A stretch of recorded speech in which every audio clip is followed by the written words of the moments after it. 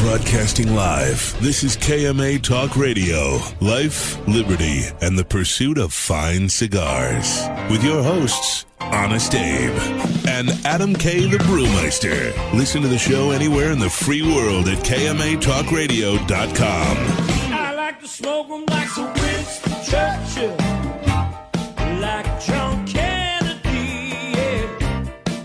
Remember Coach Red Auerbach, smoked up for victory, yeah.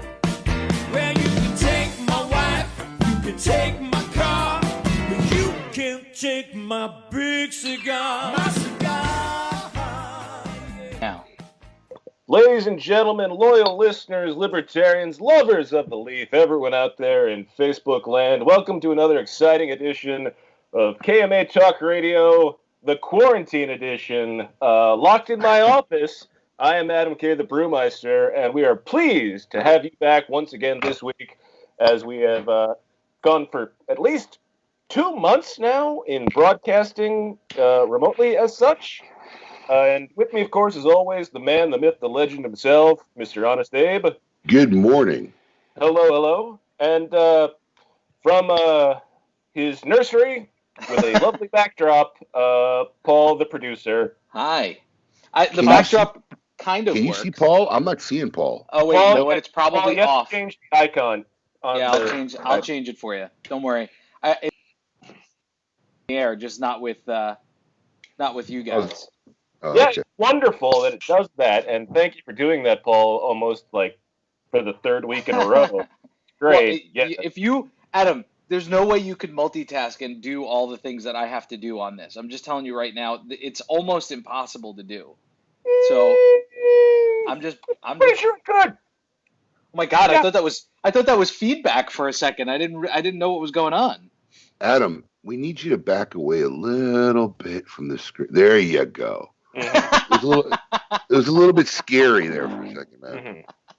Listen, I just want to make sure I'm in frame. I'm just trying to make sure I'm in frame here. It's difficult to see because I have this backdrop behind me here, which is reversed, so I don't really get to see it, but you at home get to actually see it as it is. So it's a whole different world for me.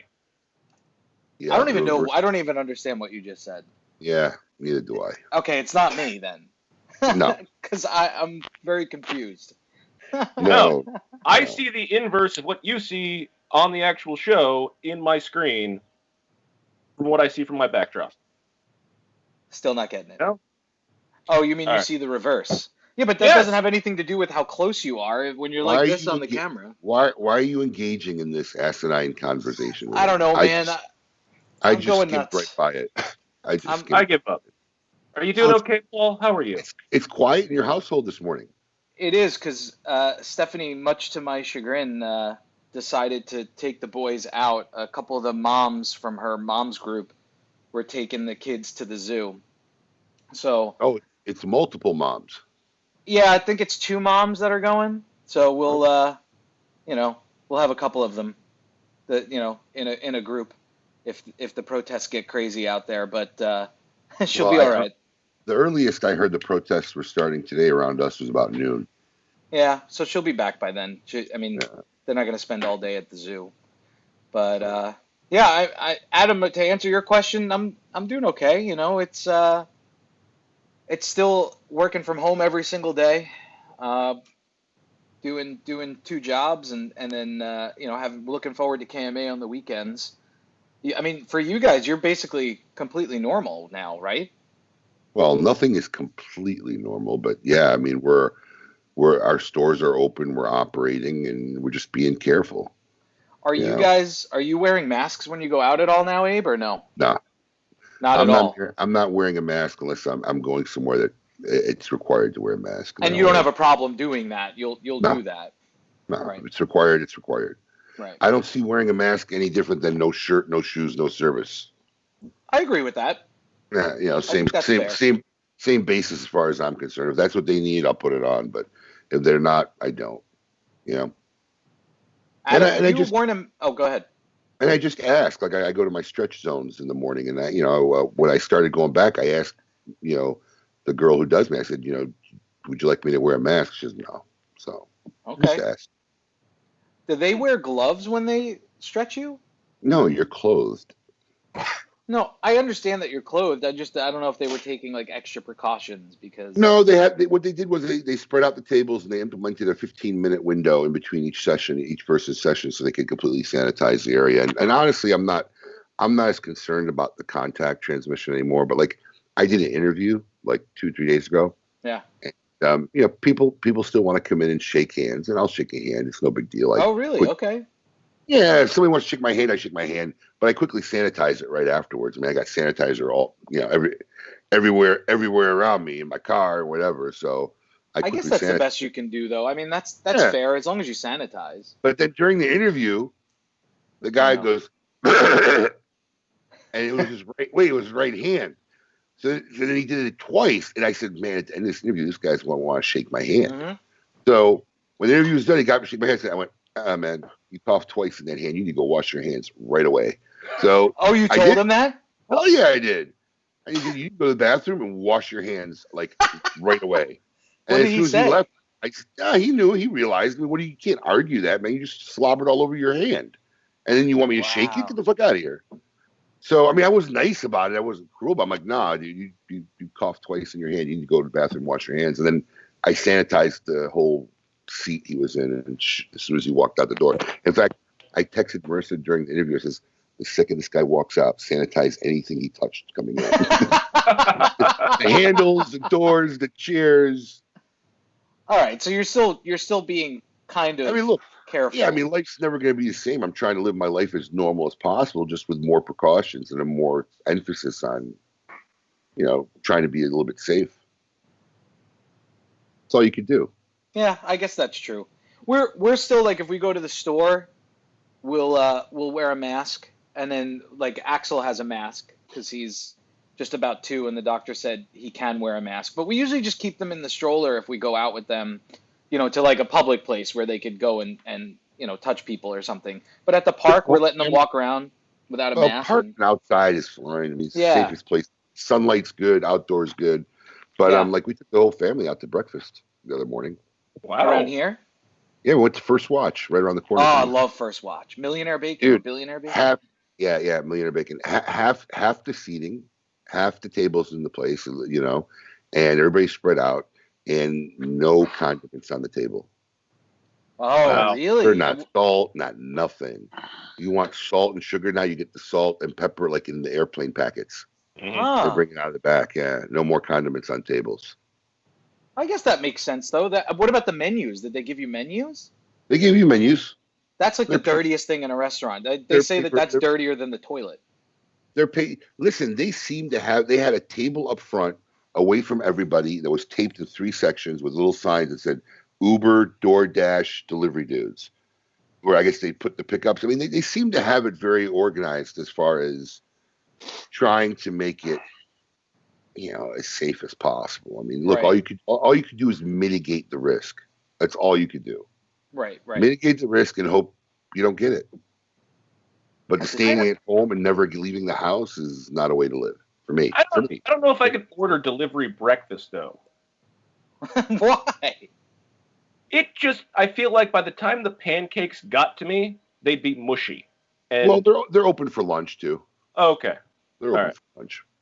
Yeah.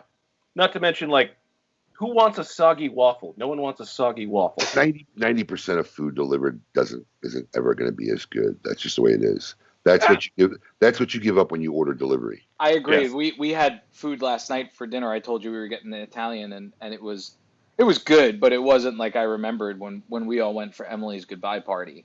No, but it's because of that. Oh, I know exactly what you're talking about. Paul lost a bet to his wife last night. I didn't actually lose the bet because we didn't make an actual bet. But yeah, I kind of did. I mean, more like in my head, yes, I lost a bet. I'm gonna tell her she needs to get a signed dollar bill from you. First of all, we didn't agree to that beforehand, so she's not getting that. But she's usually the one that loses bets here, and then it's stuff like I don't have to do things. Like I usually. Because what am I going to do? Take her money? Her money's my money. What is money? No, it's the dignity of having to write down you were right and I was wrong. Listen, I'd rather sit. I'd rather sit in my armchair rather than do the dishes that night. Because that's the deal. Whoever cooks, Okay. The other person does the dishes. So you wouldn't want it in writing from your wife? You were right and I was wrong, Paul? Yeah, I guess. Yeah, Dude, I guess I would. You would frame that. But she'd win way more than I would. I don't want to open up that Pandora's box, man. she'd have 1,000 of them. And then, the thing is, I'd share if we needed money, I'd be like, I'll just take these. She would never, she'd have $10,000 of my signed bills, and she'd never give me a dime of it. I gotta tell you, I'm gonna text Steffi and tell her that she needs to do this and start. Do you have my wife's phone number? Maybe. That's interesting. That's weird and interesting. Yes. Adam came up in conversation the other day with one of Stephanie's friends that we allowed into our COVID circle. I think that sounds like a bad conversation. Or do I want to know where this goes? I want to know where it goes. Absolutely. She was asking. So Adam had expressed interest in one of Stephanie's friends at one point, and she wasn't. Don't say her name. Don't say her name. Okay, I will not. But I think upset. You and I both know who you're talking about. Yeah, it's the person you expressed interest to, or interest in to me. Uh-huh. And she asked how you were doing, and she's like, "Oh, is he dating anybody? Like, what's his?" Because we were talking about the show, and she's like, "What's going on with Adam? Is he dating anybody? What's he doing?" And I was like, "No, absolutely the same. He's single. Doesn't have anybody in his life." And she's like, "Yeah, that sounds about right." Wow. Okay. I don't mean to make it worse for you, Adam, but at this point, I'm just happy to be brought up in conversation. Did he just say he's happy to be brought up in conversation? Yeah. Okay. That sounds about right. You do come up in conversations with me quite a bit because when I have friends that don't know you. Because you're infatuated with him. Well, but I also have friends that don't know him and they watch the show and they want to know if we're just they think that we're being bullies to him, Abe.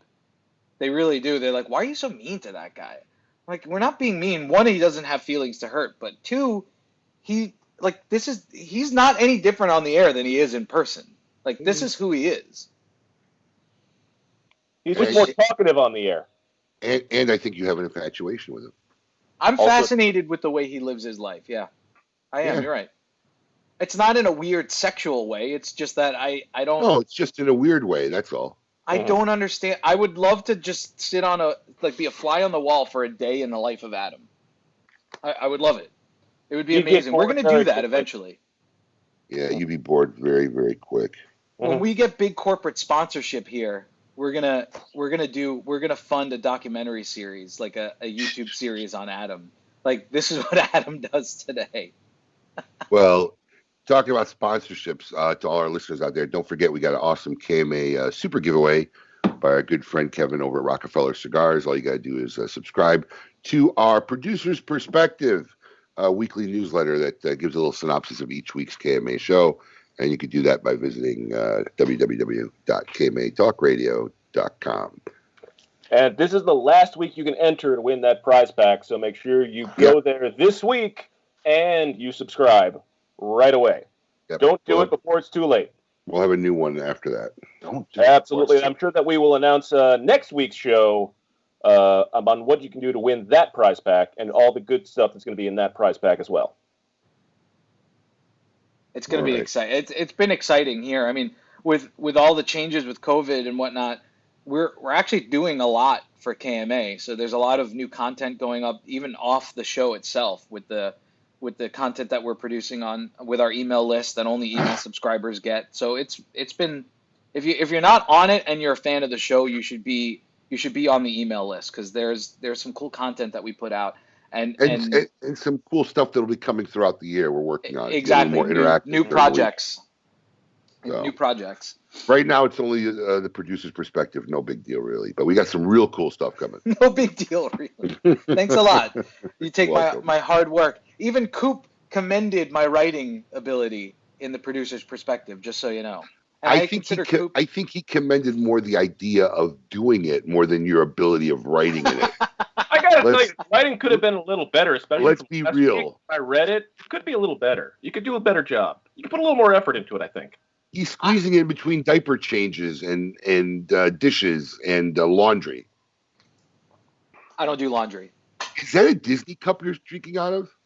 So I have, hold on, let me just show you, because you say this all the time. I have a KMA cup for my water, and I have a Mickey Mouse cup, a thermal cup for my coffee, because I don't like putting coffee in this, because then if I want to put water in it later, even when you wash it, it still tastes like coffee.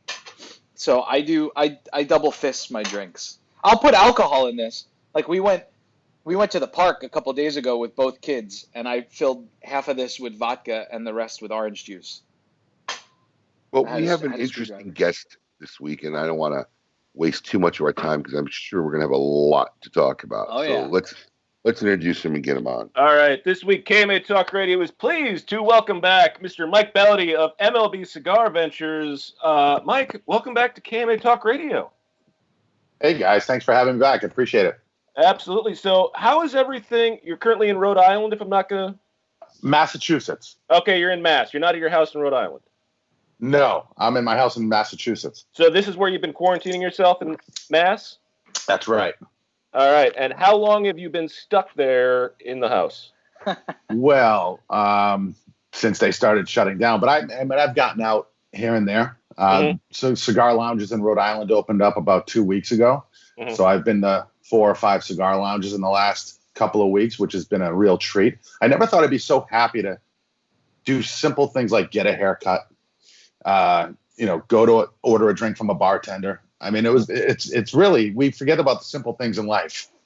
I was going to say, it looks like you had a nice little trim up since the last time we saw you. Yeah, I mean, I was in trouble. I mean, I don't think I went that long without a haircut since I was a baby. I mean, it's like, it wasn't good. I mean, it needed to be fixed. So there was a picture on social media that I saw that you posted when you were getting pizza with your family, and I was like, whoa. Mike's always this clean-cut guy. I was like, what happened? Yeah. Well, I mean, locked in a house for 6 or 8 or 10 or 11 weeks or however long it's been, and no barbershops open. I mean, it was a disaster. I did get some beard advice from Abe that was very valuable, by the way, and I want to thank you for that. Absolutely. I'm here to help. I am here to help, my friend. Yeah. Abe, the advice, by the way, was I had to grow the beard a little bit longer on the neck to cover my second chin. Yes. Yeah. Yes. And when you have a double chin, the bottom beard line cannot stop before the double chin because then it just accentuates the double chin.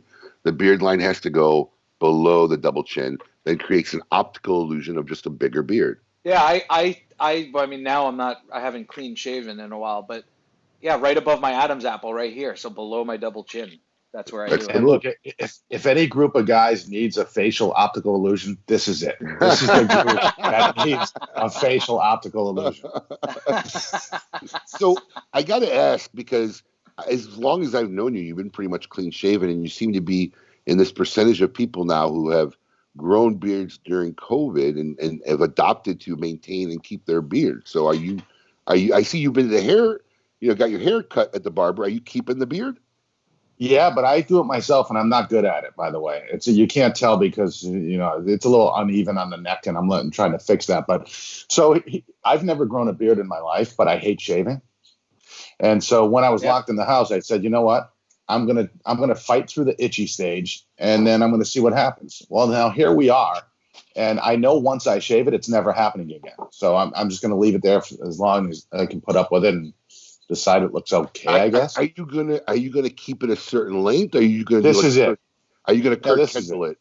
No, come on, look at me, Kirk Kendall it. There's only, I mean, what a disaster that would be. I mean, it's good on Kirk, but I mean, I'm not one of these guys that can do the whole thing. And in fact, I just trimmed it today, so I trim it. This is the trimmed length.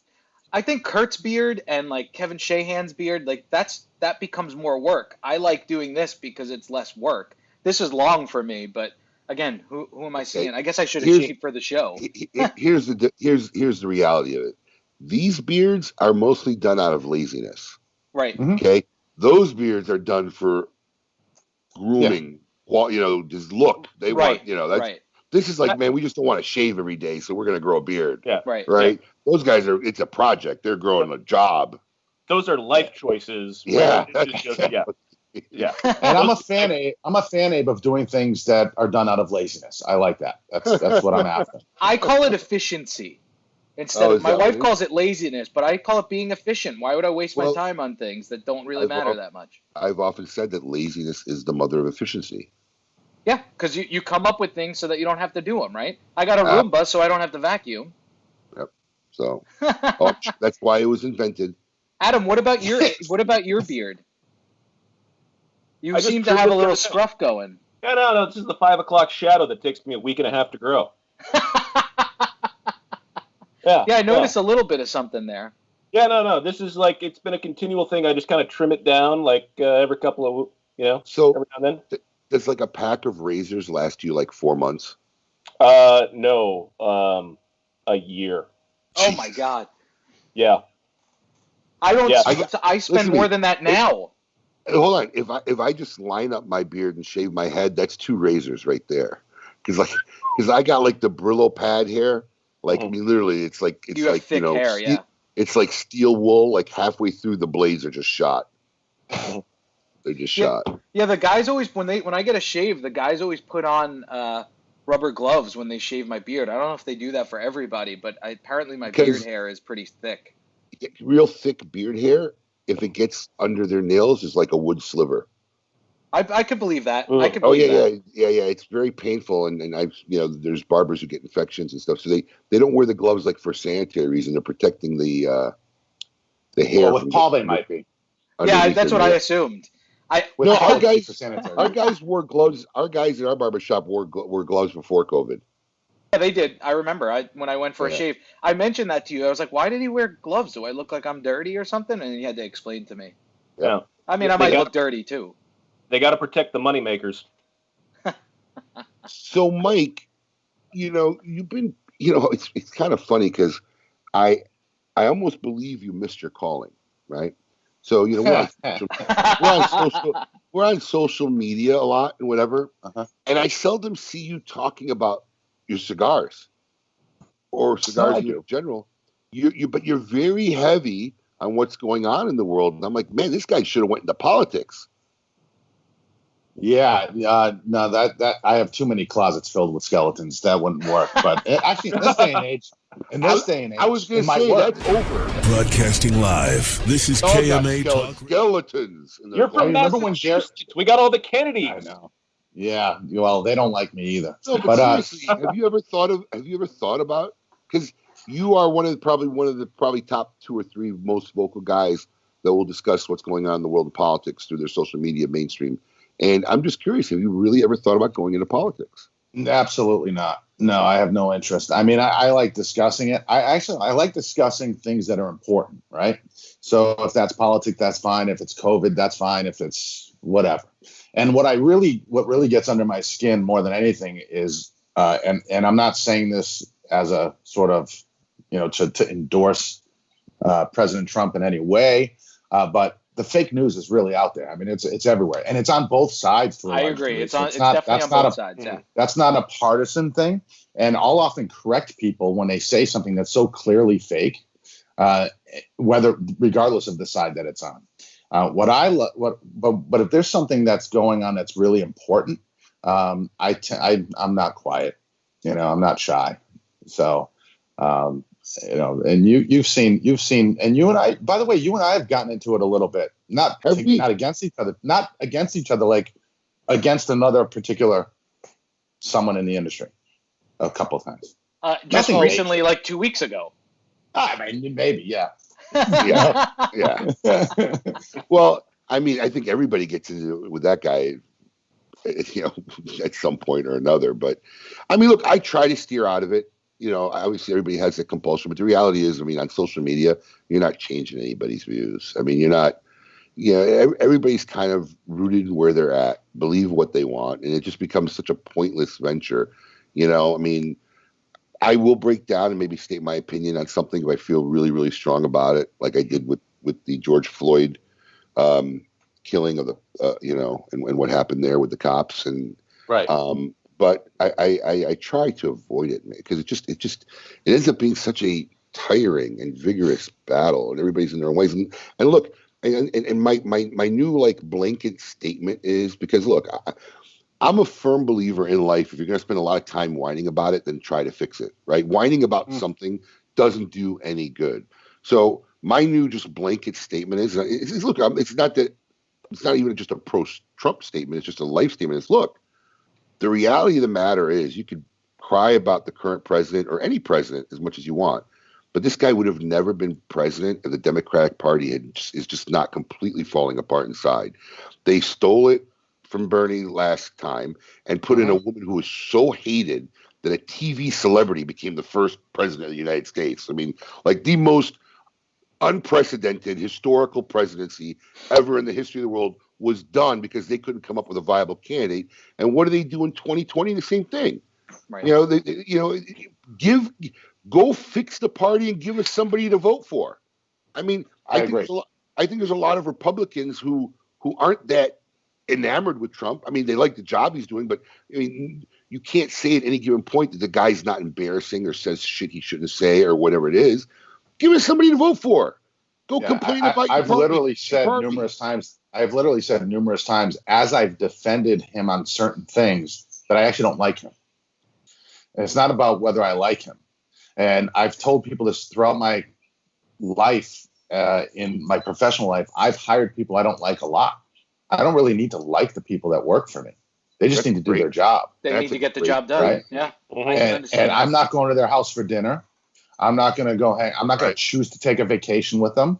But if the job they're doing is what I'm looking for, it's just not a personality contest. Right. I don't really care. Now, there are a lot of things about him that I don't like. There are a lot of things about the things that he's done that I do like. And then there's stuff in the middle that, it's all right, but I could, do without it. I think he is, I actually called him out. I've probably called him out more than almost anybody about the COVID-19 reaction. I've crushed him on this thing. And I've crushed the governors, frankly. Lots of the governors. I don't think any governor elaborate on that, Mike, because you were pretty vocal.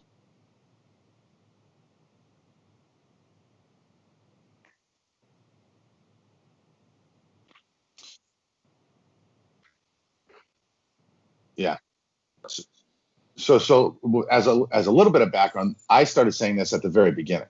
This is not something where I've started saying this. You can go on my Facebook and scroll back and go back to late February, early March, and you can see what I was saying. And what I said at the very beginning is, number one, we don't shut down the country for a virus. You just don't do it. You figure out who's vulnerable to the virus and you protect them. And we knew early on who was truly vulnerable to the virus. We knew it was folks that were older and or had a comorbidity. And actually, it was not even necessarily one comorbidity. It was two or more. It's really, I saw a data point out of New York a while ago that 88% of the deaths occurred with people that have two or more comorbidities. Okay. So if we know who's truly vulnerable to an illness, whatever that illness might be, why would you take the healthy people and tell them you're going to quarantine? And not only that, by the way, stay home with your comorbidity family members indoors, which then spreads the virus even further. Now, I caught a lot of heat from folks on Facebook when I said that. And one of the most common things that happens is you debate the facts and the data and all of that stuff. And then at the end, when they have no more data or facts to come back with, they usually say something like, you're not a doctor, you're not an expert, yet they're not a doctor or expert either, and they were just debating me on the very point right. From the opposite side, right? Right. So it's like, I looked at it, and by the way, these things that I said on Facebook were not guesses. They weren't wild guesses. I didn't just wake up one day and say, I'm just going to throw some shit up against the wall and see what sticks. That's not what happened. I actually looked at the data. I actually analyzed the two most prominent models at the time, figured out that one was complete nonsense, and the other one was almost complete nonsense. The University of Washington and the Imperial models. I have a background in investment management in Wall Street. I know how to do data analytics. So you don't have to be a medical expert to analyze data, right? We hire data analysts in all kinds of industries that aren't experts in that industry. They just have to analyze the data, right? Actuaries are not insurance experts. They're number experts. And they figure out how to price policies. This is data analytics. And so when I looked at those two models, it was very clear to me they were both nonsense. We weren't going to have 2.2 million deaths. It wasn't going to happen no matter what we did. I think part of the problem is in the beginning there was a lot of misinformation, and then of course fear ran rampant with everybody, right? I mean, I definitely think there shouldn't have been a whole country shut down, but it's easy to play Monday morning quarterback. Yeah. But I think now they're still locked in this mode and not acknowledging any of the situation, the data, what's going on, I think now it's kind of entered a little bit in a realm of ridiculousness in some areas, how they're still handling it. Well, here's because how you know in the beginning, I can almost empathize, right? Because they don't know what's really going on, and the people making decisions are also getting misfed information, just like we're getting misfed information, and everybody's trying to make decisions on unknowns, right? But at some point, the unknowns start becoming more known, right? And yet, people still haven't changed their path of operation, which is a little bit disturbing. Right. So I would contend that even in the beginning, there was enough knowns to make the determination that I was posting about. And we knew who the vulnerable were. We knew. By the way, if I figured it out, I guarantee you that Fauci knew the models were wrong. Right? Let that sink in for a second. Well, I've seen that guy flop 2 or 3 times already. Right, but so ask yourself why. Like, he's not a dumb guy. Right? And I'm not a conspiracy theorist, and that's not what I'm getting at. But what I'm saying is there's a reason why we did what we did, and I don't know what it is. And it all falls in the same boat. I'm not a conspiracy theorist, but I've become more so these last few months. It's hard not to be, right? And at the beginning, it was we had to save the hospital system and flatten the curve and slow down. We didn't want to rush of people going to the hospital all at once because we couldn't handle it, right?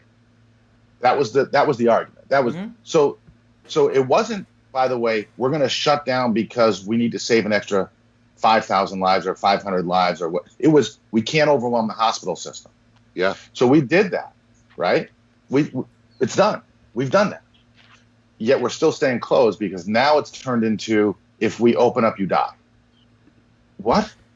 And the way you know that this is political is the same folks, a lot of the same folks that were saying you can't open your store are now out there without masks on with 10,000 protesters. And like just yesterday, the governor of Rhode Island was outside in the massive crowd, very few people of which there's a picture of this all over the internet. And she's on a microphone encouraging people to hold hands and sing. And no masks. Right? So what is it? If you're going to die by doing that, you can't do that, right? And if you're going to make other people die because you now get it and you give it to other people by doing that, what are we doing? Like, I understand the cause. I have no problem with protest. And by the way, I'll make a prediction here on KMA. Theoretically, in 2 to 3 weeks, we should have a spike in hospitalizations and death all over America, right? From COVID, theoretically. Because so many people are not wearing masks. And they're out in groups. And they're out in groups and they're going out. Right. I think it should have happened already. Well, it's not going to happen. In Florida, we are seeing an increase in daily infections. So they said that, but that doesn't mean that just means that we're testing more, possibly. That's correct. Yeah. Mm-hmm. The only statistic that matters right now is what direction our hospitalization is going in. Right. Exactly. Right. Mm-hmm. That's the only thing that matters. By the way, that's why I contended at the beginning. That's all that matters. The at the very beginning, what I said was, look, it doesn't matter if 320 million Americans get COVID. It doesn't. All that matters is how many of them are. In fact, it's good. 320 million. That was one of my other points. COVID. Right? That's how you build herd immunity. You think it's like the chicken pox? You get it? Well, that's how man has survived since the beginning of time. Right. We have to get these viruses and diseases and build immunities toward them. Otherwise, we'll die in the next given one. Right. And the thing is that the virus, and by the way, there was a study, a doctor just came out yesterday and said that it's getting less potent. The people that are getting it now don't have it as bad. It's not as powerful. That's what viruses do. They die off on their own eventually. Typically, not all of them, but they do weaken over time. There's a reason for that. There's a scientific reason for that, by the way. But that's what's happened. So when I say there's not going to be a spike in hospitalizations and death in the next month as a result of the protests, I'm highly confident that that's true. I said the same thing about Georgia opening and Florida opening 3-4 weeks ago. I said it's not going to be a spike. There's not going to be a spike. Since the beginning of COVID, I've been checking with 2 friends who work in 2 hospitals here in Palm Beach County, and not one says either one of the hospital went over 60% capacity. Mm-hmm. Not once. Yeah, but then talk to the people in Queens, Abe, that the hospitals are overrun. Paul, I got it, because you got 8,000 million people living on top of each other. But you know what? Then you know what? You have a more scalpel approach to the country. You work in New York. You limit traveling in and out of New York. You deal with it there. You don't shut the whole world down. Right. I mean, it just, and you don't force nursing homes to take COVID positive patients. That's what New York did. Yeah, that was nuts. 43% of the deaths, here's a statistic for you, 43% of the deaths from COVID nationwide are from nursing homes or long-term care facilities. Yeah, I think I saw that same. Let that sink in. And one of our good customers runs a big outfit down here, and works in it, is very high up, and they've already told us that they're marking people COVID that definitely aren't COVID. If they were within 6 rooms of somebody who had COVID and they died in their sleep, they're marking it as COVID. Well, even those insurance purposes, right? It's for a few reasons. Yeah. Right. So I've said that I said early on that originally I said 20 to 30% of the COVID positive categorized patients, 20 to 30% we're overcounting by 20 to 30%. It's actually more like 40 to 50. And so when you look at these deaths, the deaths are probably about half what they were actually putting in the official numbers. I can bore you with how I came to that number, but there's been actually studies about this. Mm-hmm. There was the most famous, most well-known one, I should say, was in Colorado, right? The governor came out and cut 23% of their COVID deaths out of the COVID category. Why? And by the way, and this is nonpartisan, he was a Democrat. He said, that's absurd. There was a guy that drank himself to death. He literally had a blood alcohol level of 0.55. The lethal limit of blood alcohol. Wow, that's just below what Adam typically is at. Yeah. Well, by the way, I was going to point out that Adam seems to have a little bit more energy in the mornings now that he has to go to work every day. I mean, I don't know if that's coincidence or what's going on there. He's like a new man, refreshed. He's showered. Yeah. He's awake. His hair's combed. Yeah. Thanks a ton. I'm putting hair product in for every show now. Absolutely. I mean, for a while, you looked like Nick Nolte from that movie. What is that movie where he was the homeless guy? I know exactly what you're talking about. Yes. I gotta find a picture of that, or just Nick Nolte in his regular life. Remember when he got arrested? Those pictures that they were showing of him. He had heinous mugshots. Oh my God, he looked so bad. You know what? That's actually a really great comparison. I'm just gonna go sit in the corner now. Oh man. I mean, it's a strange time that we live in, and we have to kind of rely on the people that we've put into office, I guess, to guide us. But there's definitely a lot of questions, and I've gotten to the point now, for the first time in my whole life, I don't trust my own government. I mean, you always knew there were bad seeds, right? I mean, there's bad seeds in anything. There's bad seeds in priests and police and whatever. But man, I just think now I don't think it's like these rogue politicians, man. I think it's like this huge network of corrupt cabal crap going on. Well, the scariest part about this whole thing is now they've figured out that they can do what they did, right? Now they figured out if they scare the general public enough about something, they can shut things down. That's a scary, scary proposition when we have politicians that are going to decide when we can open or close or leave our house. This is not a good thing. Right.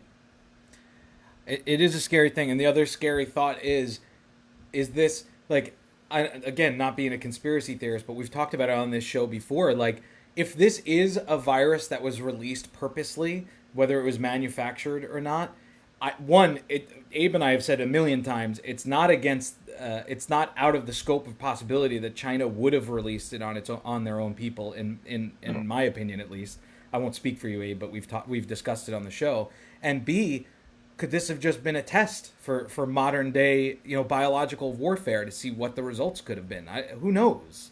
Maybe that's going too conspiracy theorist, but Like that's in my head. And friends of mine that are from China that are now, United States citizens, they don't necessarily throw that idea out there as if it's not a possibility. That they distrust their government enough to leave their home and leave their families and come here to actually have freedom, and they are not discounting that idea.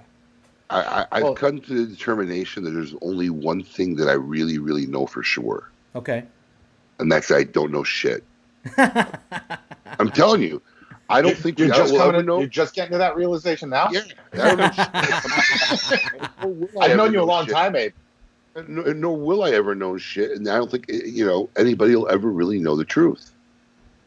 No, they won't, and because, by the way, the government definitely knows more than they're letting on. China absolutely knew more about this virus than they've let on. They still do. They still do. I of course completely agree with that. Hold on, I got a picture of Nick Nolte. I'm going to put it next to. No. I'm going to put it next to Adam because. But you got to. But you got to get a picture of Adam from like 3 weeks ago, right? Oh wait, that's now I got to find it again. Can we find a screenshot of Adam like 3 weeks ago and put it on? It'll be a closer thing.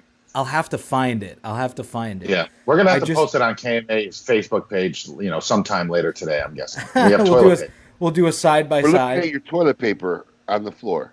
Look at this. Sorry, I didn't mean to do that. But now look at the image next to.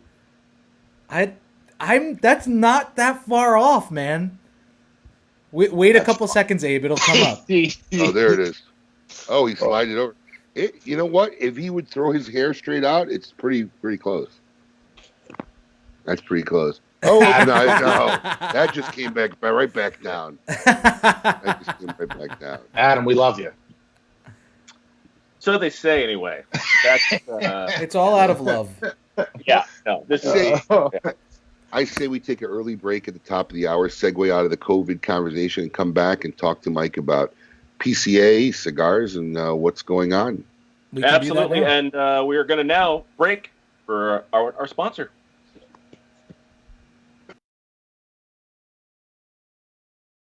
Hey everyone, Susan Giorgio here. Hi, this is Rich coming at you from South Florida. Hi, I'm Tom Stroud. Hey, it's Stephen Martin coming to you from Seattle, Washington. Hey everybody, I'm Jennifer True. Hey everyone, this is Alex Ryan. I'm a poker player, a dominoes player, a world traveler. I like to go sailing, hit the golf course, and drink some wine. I am a mother, I am a content creator. I'm also a husband, a father, and someone who really enjoys great cigars. Enjoying a Monte Cristo. In fact, the 50th anniversary Monte Cristo, a special limited edition. My favorite cigar, Monte Cristo Epic. Please take this opportunity to smoke one of our amazing Monte Cristo cigars, the Monte by Monte being my personal favorite. I am Monte Cristo. I am Monte Cristo. I am Monte Cristo. We are Monte Cristo.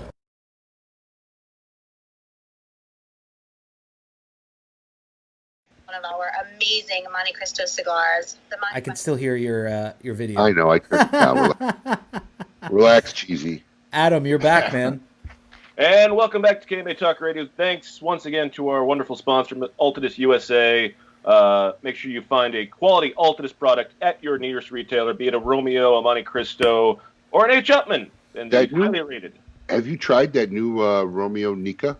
I have not yet, but I've been told good things. Pretty good, and actually it's getting great feedback and response from everybody on this floor. I actually saw a review for it. I didn't know who the guy was. Oh, damn, what's his name? He calls everybody his family on his reviews. I'll find it and post it. He had a really good review of it, though. No, it's doing very well. I think it's going to be a very hot summer item. Absolutely. A lot of great summer stuff coming out. So, Mike, before we went to the break, we were going to bring up PCA, and early on, you were one of those guys who said you weren't going to participate at PCA, but were going to show up before it actually got canceled. What went into that decision-making for you? Cost? So, well, that's always been a consideration, right? I've always contended that the cost benefit of PCA, if you're doing it strictly based on what is good for your business, that we'd all be much better off if PCA didn't exist if you look at that one point in a vacuum. Mm-hmm. I understand the importance of PCA and what they're trying to do for the industry, and all of that's another consideration. So I've always done the PCA as long as I've been in the cigar industry. Last year, I actually didn't want to do it either. And I was a little bit, I think the PCA, and by the way, Scott Pierce is a great guy. So I'm not indicting him. I was on a show with him, with Coop, actually. Was it with Coop? I forget who it was with, but it was with somebody. And Scott's a great guy, and he's always been very forthright and all of that stuff. But the leadership of the PCA has made some decisions that just make my head explode. Like holding the trade show last year where it ends 2 days before the 4th of July weekend. Absolutely. And I'm looking at that and I'm going, wait a second. Most of the cigar retailers in the country aren't like Smoke Inn, right? They're not like Corona. They're not like the big players in the industry. They're mom and pop family owned businesses. And 4th of July weekend is that whole week leading up is a massively important week to their year. So I knew that the attendance was going to be horrible. They can't leave their stores. They don't have a staff. They don't have an Adam. Abe is lucky to have you, Adam, but these other stores don't have. Hang on there. I went to the 4UP so that I could see everyone's reaction there. Yeah, Adam's the guy we usually send to the show because he's expendable here at the shop. That's true. I do see Adam there every year. Until something breaks. Until something breaks, then you need him. Yeah, that's actually true, Abe. That's a good point. But so I knew the attendance wasn't going to be good, and I didn't want to do the show last year. I was going to just host parties and do stuff like that, right?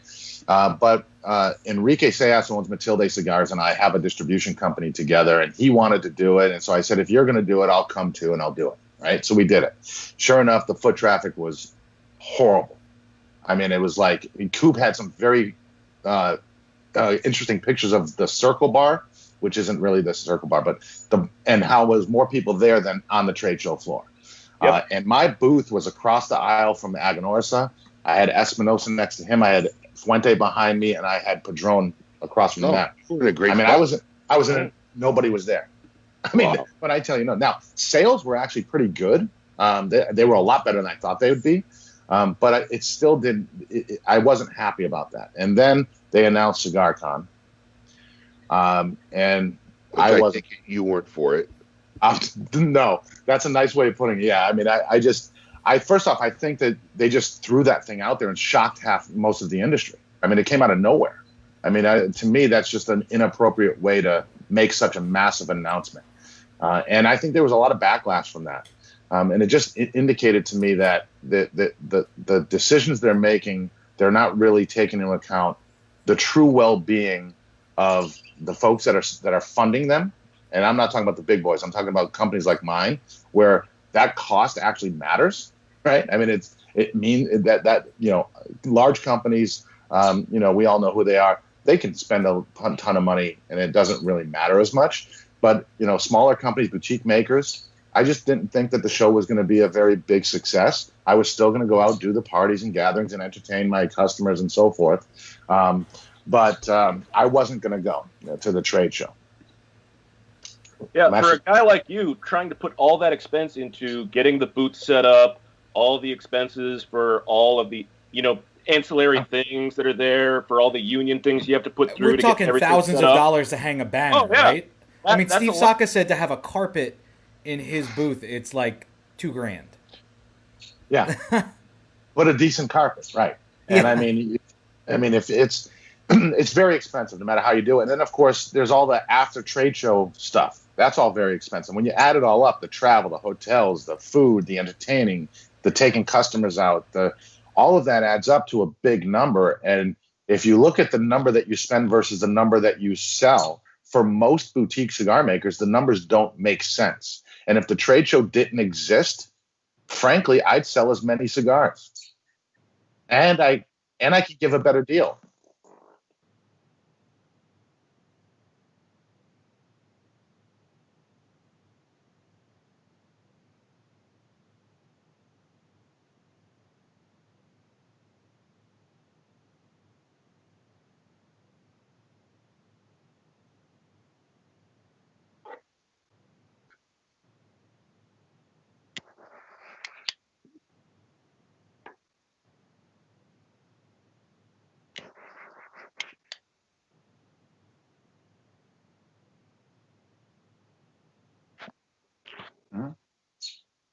Wouldn't that be nice?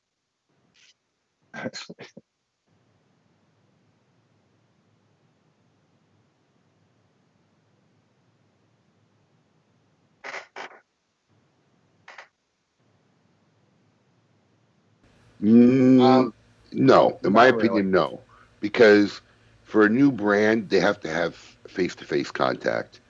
It's very you could. It's harder because if you do it via social media, you have to work through the consumer, right? You're not going to sway a retailer, so you have to sway the consumers to the point where they're coming into the retailer request. So the face-to-face contact for a up-and-coming new company is more vital than it is to some of the big guys, and I think that's one of the reasons why the big guys kind of maybe was part of their position of pulling out. The trade show is way more vital to these other guys than it is to them. And I'm curious to see what happens in 2021 when, for the first time in 88 years, that there's not going to be a trade show, and yet all these manufacturers are going to be taking orders or doing all their promotions, and some light bulbs are going to go off and say, we just wrote X number of dollars through our, promotions during the summer without going to the show. And I think it's the situation for the PCA has become a lot more precarious than it was 2 or 3 months ago. And, there's a hardcore group of old school guys that don't want to see it go away, and they're going to obviously try to preserve it, which I'm okay with too. I believe there should be an industry and organization. I believe that any industry needs a organization, but it's just going to be interesting to see how these next 12 months unfold for the PCA, in my opinion. Yeah, I think the one thing that's come out of everyone working virtually is people that were fighting the virtual networking and working from home and remote and all of that. There were major companies that were sort of not wanting to do it, but now they've had to do it. Mm-hmm. And I think large percentage of them are saying, this ain't so bad. This works. I don't need 4 floors in the Prudential Center in downtown Boston. I can go 2 floors. That's your situation, Paul. I mean, you've been working from home. You said you've been writing up equal, if not more, business. Why does your company need to have an office now for you to go into every day and pay rent and all this stuff? And I think this is what's not just going to happen in our industry. It's going to happen across many industries. This is a shift that's going to last for forever, pretty much, to some degree. And specific to the cigar industry, all these virtual HERFs and virtual events and all, they're not going away.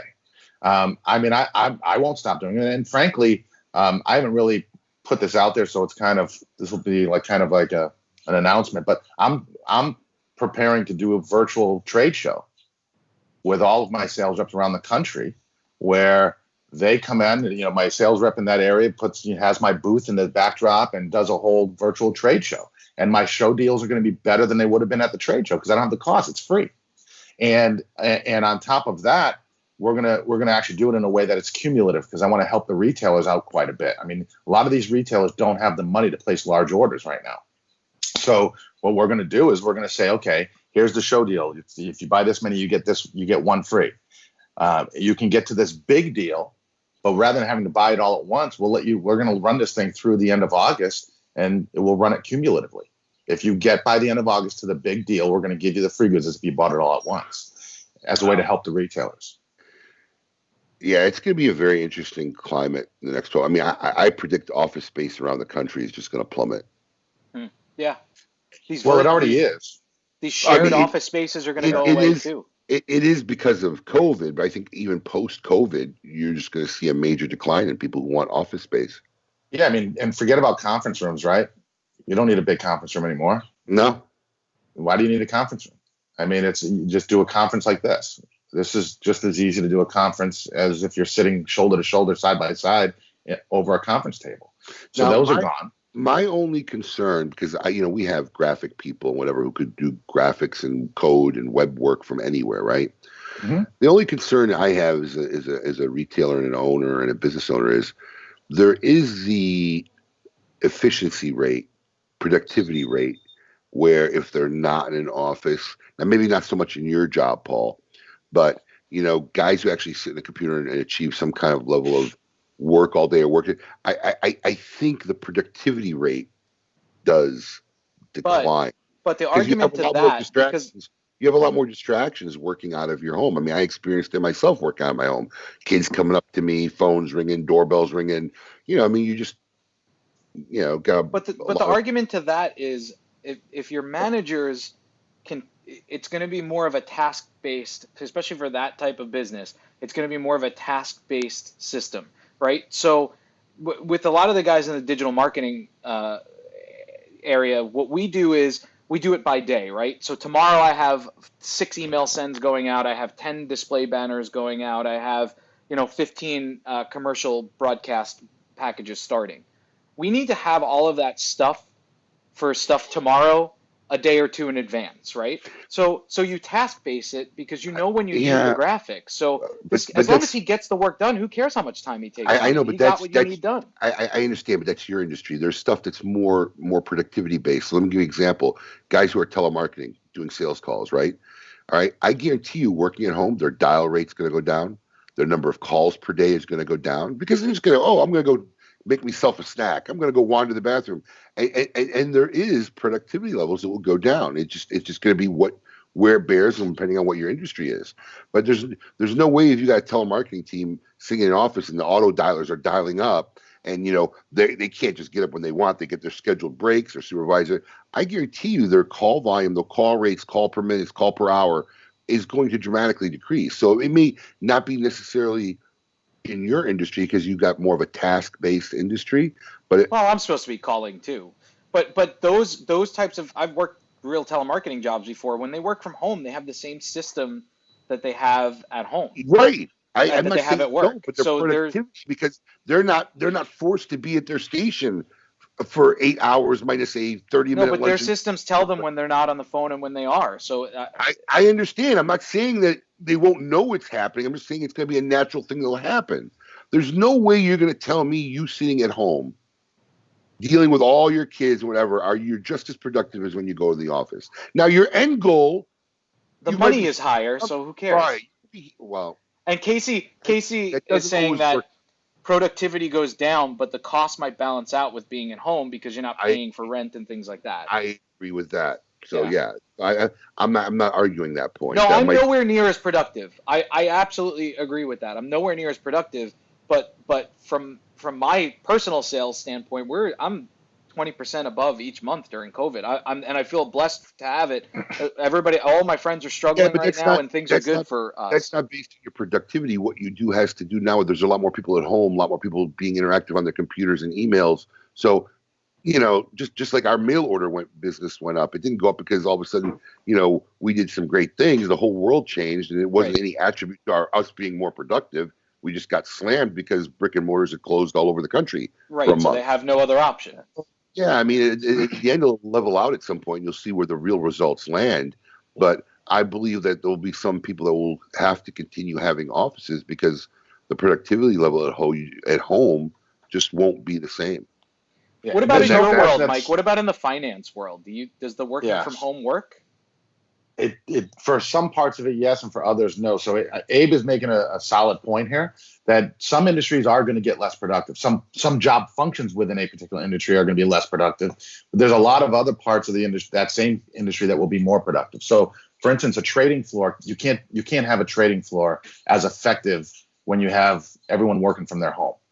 So those folks are going to have to be in a trading floor, right? So they're going to have to socially distance. And from that standpoint, they're going to need more office space or more actual workspace to spread out, right?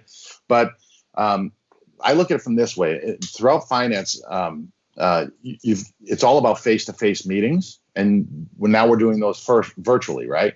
Yep. So I could have a meeting. You're in Florida. I could have an actual meeting with you at 9 a.m. And then at 10 a.m., I can meet with someone on Cape Cod. And at 11 a.m., I can meet with someone in New York City. And you can't do that when you're actually physically going out. Right. My guy is in New York, right? And I used to see him once a year. I've met with him 3 times since this whole thing started and on Zoom. Exactly. So from that standpoint, the actual frontline salespeople in industries, now that people are becoming more comfortable with the virtual working and Zoom and Skype and, whatever platform they use, they can actually be a lot more productive. They can have more meetings. They can service their customers even more. Yep. And they will get more referrals, and they get more. So from that standpoint, I can tell you one of the financial firms that I'm involved with, they've had their 3 best months ever. Ever. And wow. it's like, and by a lot. And it's because of that. There's I worked from home for most of my career in investment management. I had my office right here in my house, and we were bringing in billions and billions of dollars a year. And I can tell you that if people are motivated, they're going to do just fine working from home. Yeah. If they're not motivated, you probably have to find new people. Yep. I mean, that's the harsh reality of the way it works. Yep. So if someone's going to be so easily distracted, they're probably also easily distracted. They're the guy that's running through the office, always holding a folder, acting like they're busy, giving you the illusion of work. Oh, whoa, why do you have to call me out, man? And well, I'm saying I see it all the time, and I'm like, this guy's wearing out the carpet. But back when I was working in the financial district in Boston and stuff, I'd see guys. There was always that 1 or 2 guys. They were running in and out of their office, acting important, like they were really busy and important. They had to get to that copy machine, and they never did any business. And it's like, well, that's the illusion of work. They're trying to show everyone that they're important and they're busy. Well, they're not really busy. They're just faking it, right? So if somebody's really self-motivated, working from home is going to be better for them. If they're not, you probably want to find somebody else. And that's a great point. That's kind of the point I was getting to. At some point, there's going to be a norm, and people just have to figure out where it settles. I mean, that's just what's going to happen. But companies will figure it out, and the cream will rise to the top. It'll happen. So an Ask KMA question is, do you actually need people on trade floors when most trades are electronic? That comes from Casey. Yes, you still do, especially like the New York Stock Exchange is still in an auction market, right? So they have been trading electronically exclusively since this thing started, and it doesn't seem to have been a problem. So who knows? They may change the way they do things. I don't know, but there still is a reason to have traders sort of interacting together and so forth. But you can do electronic trades too. I mean, I think we'll probably morph there eventually anyways. I mean, the days of having we'll run up and say, and have the pit and they're all yelling prices, get and ask them. Yeah. I think those are probably they've diminished over the time anyways. And I think this is probably going to cause them to diminish even further. Wow. Well, I'd be remiss if I didn't ask, with the trade show supposed to be happening next month or whatever, do you have any new cigars or something in your portfolio that you were looking to release or that you want to tell our listeners about? Yeah, so I wasn't going to release anything for the show. I'm actually smoking one of the pre-release blends that I've got done, thankfully, right now. This is actually my first Connecticut wrap cigar that I've made. I did it with Aganorsa. And so that's probably, I'm hopeful to release that later this year. And then I have another cigar that I did with them that is going to be more of a medium plus type of blend, sort of their more normal profile. And I'll either do that later this year or early next year. So nothing in the imminent future. No, I've got some other things I'm working on with them that I think will happen, but nothing like imminently. It's going to happen later this year, fall, early next year. Aganorsa, in my opinion, has to be the hottest manufacturer out there right now, if not, the manufacturer of the year or contending as manufacturer of the year. You've been working with them for a while, but all your cigars are not made by Aganorsa, right? No, actually, I have only made a couple of private exclusives for a store in Texas through Aganorsa. I've released 2 to them. And my cigars are made, my Imperial line, the 3 Imperial blends are made at Quesada. The 2 Ehrlich blends, David P. Ehrlich blends, are made at Carrillo's factory. So let me ask you something. First off, do you agree with the statement that Aganorsa seems to be the manufacturing company currently? What do you attribute that to? What do you think is the reason for that? I'm going to win a lot of points with one of my good friends when I say this, but it's because of Terrence Riley. Yeah. I always call him the Great White Hope. Look, I've known Terrence from the time that I started making Imperia at Quesada when he was there. He is a stud in the industry. in terms of running a sales force, marketing, social media, doing all the things that are really important to getting a brand out there. I mean, look, Aganorsa has been around a long time. They used to be Casa Fernandez. And everyone thought changed. they were AJ Fernandez. Nothing's changed. They have always had phenomenal resources, phenomenal tobacco. In fact, Arsenio Ramos, in my opinion, was one of the best blenders that we've had in our time. You know, he passed away. No question. You know, nothing has changed as far as their back end metrics or the organization, other than the adaptation of Terrence Riley and the changes he's made. Mm-hmm. Yeah, absolutely correct. Terrence has impacted that company more than literally anyone that I can cite from any other company. The only other one I would put in the discussion with would be Michael Herklotz when he went to Nat Sherman, because Nat Sherman was largely I love the people at Nat Sherman. They were dying. Yeah, they were premium cigar wise. They were dead. They were a JR brand. That's what they were. What Michael Herklotz did for them is akin to what Terrence did for Casa Fernandez and now Aganorsa Leaf. And just to make the record straight, this wasn't the first time, because honestly, SAG was a dead brand, which was Quesada when Terrence came on board. I remember after my first meeting with him and him trying to sell me on trying them again in my store. And I basically said, dude, there's nothing I could do. I've had this brand in my store multiple times at that time wasn't that long of a career, but it just doesn't go anywhere. So he managed to do it there, and he's doing it now in Aganorsa. And I think what he's good at is bringing to light to the public awareness, because I think that was something that as Casa Fernandez they really weren't able to do, is to project their abilities, their resources, what they had. Arsenio Ramos, and it just wasn't getting out there. I think Terrence does a really good job. And Terrence's relationships with retailers is second to none, right? I mean, he's a true gentleman. He's probably one of the nicest guys you could deal with in the industry. Yeah, he's all right. But, I mean, no, I'm kidding. He is a great guy. I mean, right now his head is massive right now if he's listening, by the way. But he deserves it. I mean, he has his relationships with retailers is unbelievable. I remember when he first joined Aganorsa, it was still called Casa Fernandez. Yeah, and when he joined it, right, that changed to it said.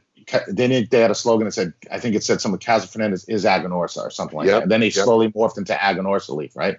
So I was out in Seattle in that market, and before Terrence went to Aganorsa, and that brand was nowhere in Seattle. Then, as literally within a month or two after he joined Aganorsa, I was out there again.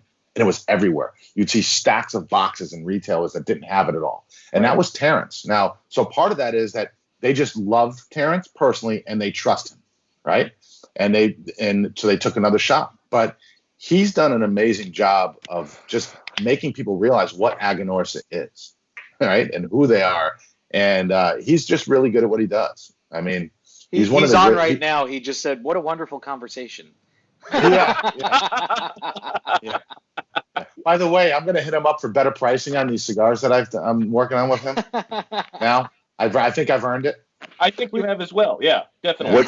What's his saying? This will be the greatest night of your life, Terrence. That's what he says all the time. He's got some great stories though, where he said that to people, and they're like, "My brother just died today," and he's like, "Oh God." But that's his saying at his events. Yeah. No, I agree.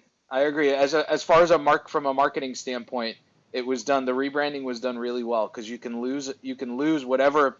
Not that Casa Fernandez, people in the industry knew what it was and who they were, but to the regular consumer, I think it was a mixed message, and the message was jumbled if it was there at all.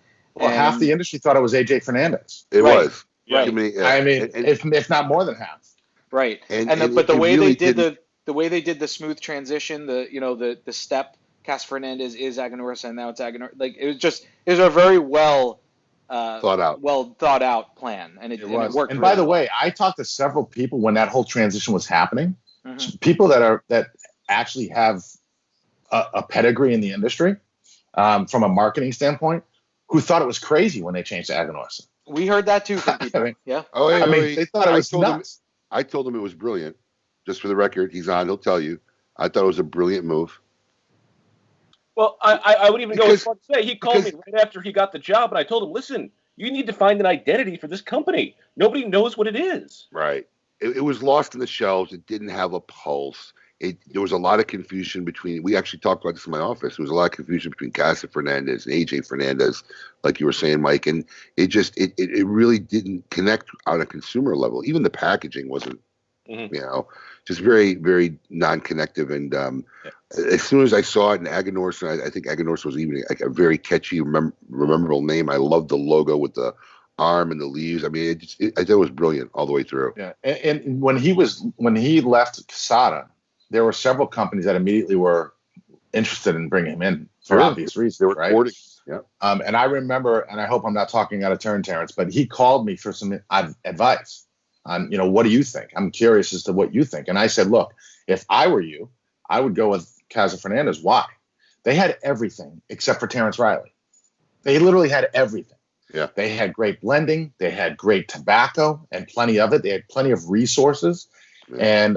And all they needed was Terrence. And my comment to him was, if you do well to make them a household name, you can pretty much write your ticket in the industry from going forward, even more than now. And I thought that was the right place for him to go. And he made the choice, and it's worked out great. I mean, it's awesome. And the reason that I'm working with them on some of these exclusive cigars and hopefully to release more fully some blends later this year is because of Terrence. I mean, Terrence, because of my relationship with him, and I called him and I had an idea, and he said, "Yeah, let's do it." And the rest is history. And I'm hopeful to do some pretty big things with them. Absolutely. Now, is he the reason that you're also doing a Connecticut as you are currently smoking, and in your first Connecticut? No, I've always wanted to do a Connecticut. So my thought process on my portfolio of cigar blends that I have is there are companies that when you smoke, it doesn't matter which of their blends you smoke, they all have sort of similarities. Mm-hmm. And so there are some cigars you can smoke and take the band off and give it to me, and I'll smoke it and I say, oh, that comes from that factory, right? That comes from that company, right? 100%. I don't want to do that. I want to be able to create cigar blends where the next one is not like any of the previous and hit more and more palates, if you will. So one of the things I sort of pride myself on is I have 5 blends out there, and no 2 are alike. They're all very different from each other in terms of their profile. And so I was missing a Connecticut. And so I said to Terrence, I said, do me a favor, let's work on a Connecticut. This was after we did one of the exclusive cigars for a retailer in Texas. And he said, go ahead and let's work on a Connecticut. And then we came up with this blend. And it's, I lit it today precisely because I love having it with coffee, and it's morning and I'm having coffee. But they do a great job. And this is a really great cigar. And hopefully we'll be out later this year. Knock on wood, absolutely. So, Mike, I am extremely curious. The picture frame behind you, is that cigar bands? Yeah, those are all my cigar bands, actually. I thought so. That was a gift that someone gave me for Christmas one year, and you drop the cigar bands in the top, and it kind of just makes a thing. You're supposed to hang it on the wall. You just haven't done it. Well, it also wouldn't work like on the window there. So yeah. Yeah, and it's I swear I didn't put that there just because I sit here. This is where I do all my Zoom and all. I sit in the seat. This is my cigar room in my house, and I don't have a parlor like Coop, and I'm going to talk to him in a little while about but that. you have a cigar room in your house. I do. Don't downplay it. Yeah. Well, I do. This is the cigar room in my house, and this is where I sit when I do all of my interviews and stuff like that. And I've done more in the last 3 months than I've ever done for obvious reasons. But I actually enjoy it. The toughest one was I did one with a company, a retailer named Smokey Joe's out of Fife, Washington. Well, the problem is that's 3 hours earlier than here. Oof. At 3 a.m., I was putting my last glass of bourbon down and stumbling up to my bed. And my wife was very proud of me that night. And no, not so much. Listen, I tell you the truth. My wife's seen a lot less of me at night since all this virtual lounge started. That's true. I didn't think about that. Yeah. Oh, she's seen a lot less of me. We barely interact. I mean, I don't quite think she minds. I'm sure she does. It's funny. Mine doesn't seem too unhappy about it. Yeah. Abe, the other night I joined onto the virtual lounge for Smoke Inn, and I had to get out of there because the protocol guys started taking their shirts off, and it was they're a little out bit of crazy. control. But what happened was your there was kids nobody- were up at midnight dancing around. Do they not have a bedtime now that quarantine hit? It's summer. So they stay up that late? We give them a little leeway. I mean, last night they went to bed at normal time. But we Okay. give them a little leeway during the summer when there's no school. Okay. Give them a little more leeway. Yeah, I saw them all dancing all that night. wasn't I was like, dancing. That was their good night dance. oh, they do that before They they were go to bed. going to bed. Hey, They were can you just- show us the good night dance? They're giving me a little. I mean- they're all performers, man. Nothing is done without some kind of flair or interaction. But yeah, they all. That's came why out I and did a love little those kids. good night dance and Kids and after my own sang heart. and whatever. So, I mean, it's what goes on in my house. Never a boring moment. But what happened was I jumped. Sometimes like right before bed, I'll just hop on to see who's in our lounge or whatever. And sometimes there's a group, and sometimes there's a couple people. I'll hang for a little bit and go. But there was nobody on, so then I went to go visit the protocol boys, and they were the protocol guys weren't on, but there was a good group of people there, so we were all chit chatting for a while. Then they came on, and they were partying like rock stars. I don't know what they were doing. Juan was headbanging. That's not shocking. Oh, they were having some kind of big. They were having some kind of party. Music was blaring in the background. They were singing. Juan was air guitaring, but then they started to unmute their sound, so nobody could hear anything other than just blaring rock and roll music. Yeah. So one by one, everybody just left their room, and all of a sudden, everybody migrated to our room, and then we're talking. Then they came on our room, and that's when you were there, Paul. Yeah. They followed us to our room, and then shirts started. I'm like, okay, good night, gotta go. Yeah. Of Shirts all the people in the started. industry that should be removing shirts, I'm not sure Juan's one of them. No. Listen, Now, he's lost a lot of weight. There's no doubt about that. He put a Speedo on at one of the trade Oh. shows. So yeah, there's no shame in Juan's game. No. There's no shame in Juan's. None. So do we got Coop on today? Is he going to be broadcasting please say from yes. from the armoire set up in his? I can't wait to see where he's setting up from. Let me bring him on. He is going to be on. He has Mike and Coop have a somewhat tumultuous relationship in a fun way. And do we need to act as intermediaries for you, Mike? And is there a situation? Well, I mean, Coop has a habit of calling me Millionaire Mike, and I didn't give myself that name. Coop says it, right? Yeah. What is this nonsense? There's worse things he could call you. No, I agree. I mean, I agree with you, but I mean, then he starts broadcasting from his parlor. He's broadcasting from his dining hall. I mean, it's not a dining room; it's a dining hall. One picture he posted, I go, what room is that? He goes, this is my dining. This is a part of my dining room. I go, how big is your dining room that's only part of it? So what's going on there? So here's the difference, Mike. See, when you look at you and your settings, you look like new money. See, when you look at Coop looks like old money. But old money has been around generations that Coop is now into with different dining areas and segments. Oh, yeah. Yeah. I mean, very ornate furniture. I mean, he's got I just know he has a butler that answers the door. Stuff, yeah. He's got a butler like Lurch. Yeah, that's a virtual view of the parlor, yes. If you actually want to see where I am, because this is how Mike thinks I live right now. So actually, I'm in my studio setup right now because I have to record something after this. So it was kind of like to break everything down and everything was gonna be difficult, but I couldn't let Mike down. So that's actually what you see behind me. Okay. That's the dungeon where he keeps the people that disobey his butler. I mean, oh my God! But I wasn't gonna let Mike down, so I'm giving you the parlor view there. That's it. It's amazing. Well done, Coop. Well done. Way to go. Absolutely. We don't disappoint here. What? I love that you took the time to get a picture of the parlor. It was actually easier than breaking everything down again and then having to move it back in here for when I'm recording this afternoon. So it was just going to be too difficult. Now, what I would really have loved to have you do, and I would appreciate this next time we're on together, Coop, is have a scrolling background, like the parlor for a few minutes, and then it goes to the dining hall, and then it goes to. I want to see the whole mansion. Like there are parts of this palatial estate that I haven't seen yet, and I'd like to see more of it. That's what fascinates us. Yeah. Can we get you in the backyard next week? That would be interesting. I'd like to see that. Yeah, I could probably work that out. At the signal, maybe a little. The only I'll have to check the signal, but the backyard's pretty empty, is what I'll just say. I was just curious. But where's the butler's pantry? Can I see that? I don't know, but Mike's got like houses in like Newport, the Netherlands Antilles, Cabo San Lucas. Yeah. Can I tell you? I wish I had the money that Coop thinks I have. It would be great.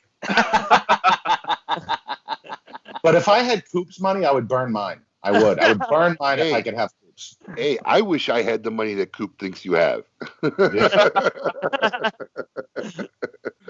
All right, so Coop, what's going on in the news this week? Well, why don't we because I actually want to kick it off with the Aganorsa stuff because, there are a couple of Aganorsa releases that were announced this week that I think are pretty cool. And I know you guys were talking about Terrence, who has done a great job. And by the way, I guessed where he was going, just so he'll tell you that. And it was literally a shot in the dark when he went to – I just guessed Casa Fernandez at the time because it made too much sense, right? Mm-hmm. So, but anyway, Aganorsa Leaf has – first of all, they're announcing they made two announcements. The first one is the Aganorsa Leaf Supreme Leaf, which was released earlier this year at TPE. It's coming back in a second size, and that's going to be a 6x50 Toro size. So that was one of these cigars I had a lot of trouble actually getting, because when they said there were limited supplies, there really were limited supplies. So it became a very sought after cigar. But this time they're making 1,500 10-count boxes, so I think there'll be plenty to get around right now. We should start seeing those coming around July. The other release from Aganorsa is, and I'm pretty excited about this, is under the Casa Fernandez Aniversario line, and they're releasing a Cuban 109 Maduro. So that's going to feature the Aganorsa shade-grown Corojo wrapper, which is kind of their proprietary wrapper that they're using right now in their blend. So it's a Maduro wrapper that they're growing, and for many years they haven't used their own Maduro. They use San Andreas. Now the Aniversario line, it's going to get this wrapper, and it's going to feature the 109 cap, which is kind of tapered with a flat head at the top right now. It's a 6 1/4 by 54 box press. This is going to be a more limited release, only 250 10-count boxes. So this one may be a little tougher to get. So I think they got two really exciting releases coming out right now. They do. Mm-hmm. Wow, that's going to be exciting. We'll have to see what happens there. Yeah. What else? You're not going to find it. It's coming out. It's coming. The second round is coming out. Oh, yeah, the second round. Yeah, you can get the second round. Yeah. Yeah, I mean, he actually tried to help me get it, right? And he referred me to a retailer, and they were already out of it by that point. I mean, it was so... And there you have the great salesman that Terrence is. He didn't want to send it to you. He said, go buy it at the retailer. Well, you know how many times you get these limited editions and everyone tries to get you to pre-order them, right? And they're going really fast, and it's all BS, right? Because half the time, you don't need the pre-order. I mean, again, this is one of the few cases that doesn't fall into that category. Right. That cigar really sold out. Yeah. Mm-hmm.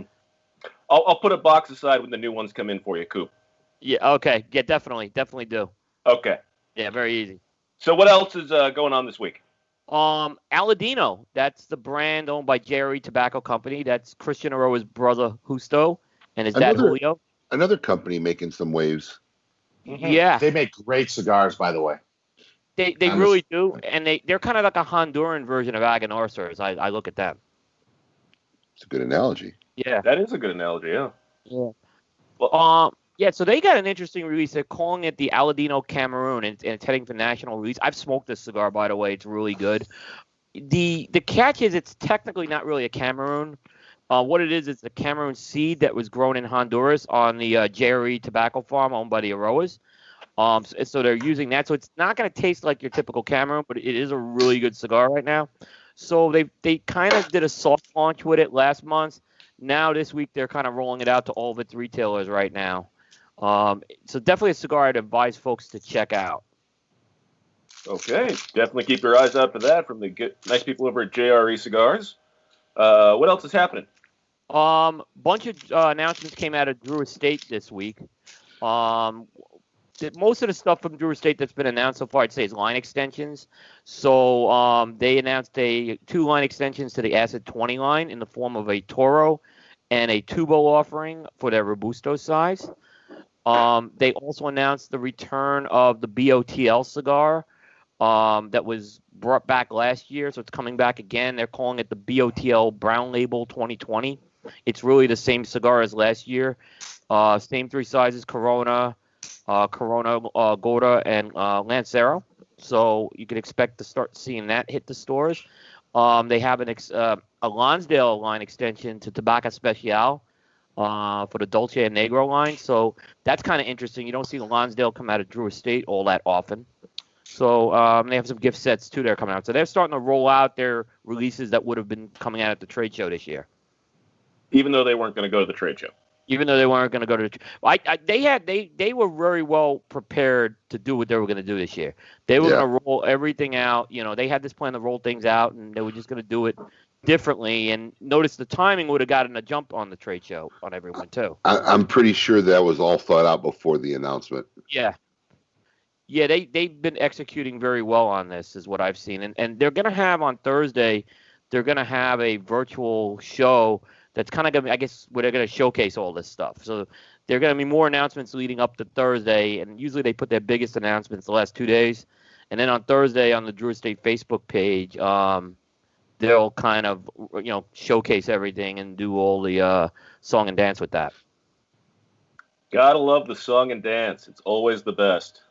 Coop, is that all for the news? Because then we want to talk. I got more news. I could go more news, or we could talk. Whatever you guys want. Why don't you give us some interesting news if you still have any left to discuss? Go ahead. Yeah. It's all product releases, so it's probably not. Let me tell you something. Does any of those new product releases interest you? What are you looking forward to out of what you got left? Well, I definitely the Aganorsa stuff is interesting me right now, right? Because I did smoke one Supreme Leaf. It's very good. The other thing is that Aladino Cameron, which I had the pre-release of it. So if this comes out, this is a home run, this Aladino cigar. The people I know who have also smoked it have really liked it. So those 2 releases really have me intrigued. But a lot of companies are keeping a lot of things close to the vest right now. Right. And it's one of 2 reasons. Either one, they're not ready to announce it, or 2, they're being told by a print publication that they can't announce it. I mean, that's usually... Well, it's a fact. That goes on. I mean, I'm not going to sugarcoat. Yeah. Wait, well, I like that. I like that, Coop. Yeah. It's a fact. Question, I don't know if you were listening, but what do you think about my statement, if you heard it, about Aganorsa really being like, betting itself for like being manufacturer of the year? Oh, I think for sure they're in line for that. What they've done, I mean, they just came out with the Torch release, which is... It's quintessential Aganorsa. I actually was interviewing Eduardo. Aaron and I were interviewing Eduardo and Terrence a couple weeks ago. I smoked that cigar in the air, and I'm like, this is quintessential Aganorsa. This is a really good cigar. Terrence was our person of the year 2 years ago. When he came into Aganorsa that first year, I mean, and again, everyone thought that rebranding was not going to work. Mm-hmm. And he made it work. I mean, he made it work with the team at Aganorsa. I mean, I loved it.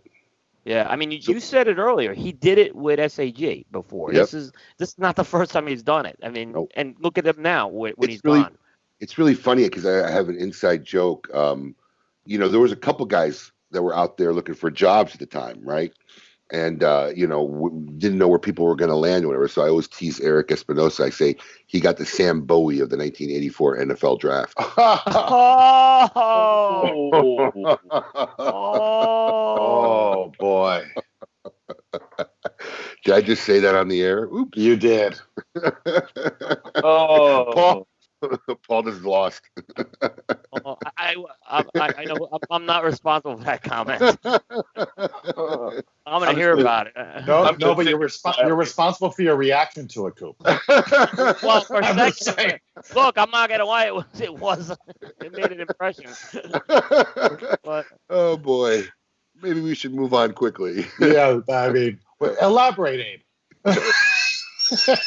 Those who got it, got it. Oh boy. Adam's left. He's off the screen.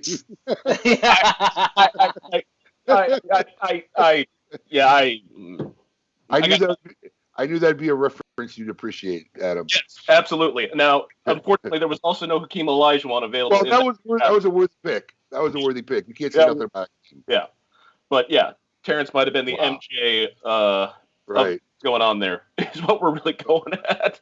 But anyway, so Paul, what did you want to talk about? Well, so Coop and Mike. Listen, neither one of you is silent about the other one, and it's kind of like a play back and forth. But I mean, I assume you guys are pretty good friends. But Coop, even on our show, Coop.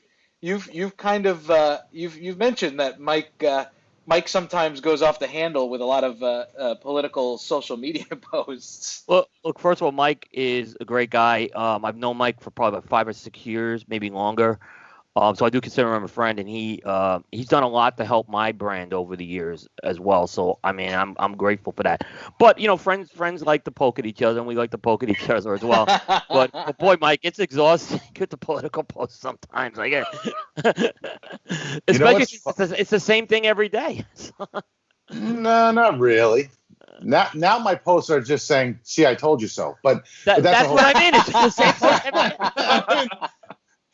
Which I said I was going to do 3 months ago when it was time. When we had you on the show, you said that. You did say it. Coop doesn't like to involve any political discussion.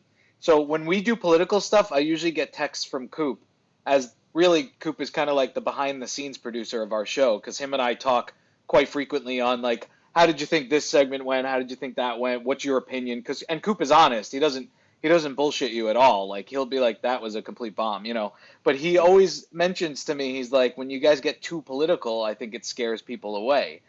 But I think we have enough differing opinions on the show. I mean, maybe Adam sometimes just says yes to Abe so he doesn't get into an argument.